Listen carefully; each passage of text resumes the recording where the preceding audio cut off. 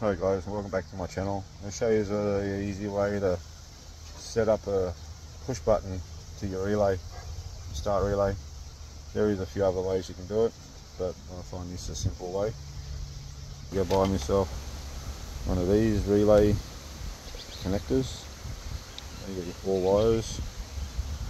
And you come to your relay box, and your relay out of there. Stick your relay into there, so you know which way I say. Okay, so put that one up there.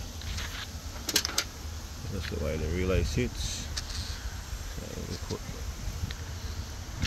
the red into there, number 30.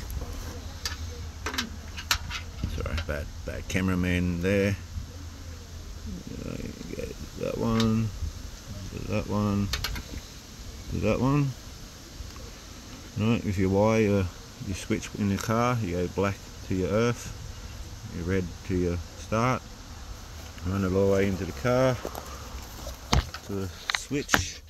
It's not connected, I don't need it yet. Anyway, so it goes to there and start your car. Now, if the key doesn't work, put the relay into there and Bob's your uncle. Or you can go do it this way and come in underneath the wiring and get to your relay from there. So you have to take all that apart to do so.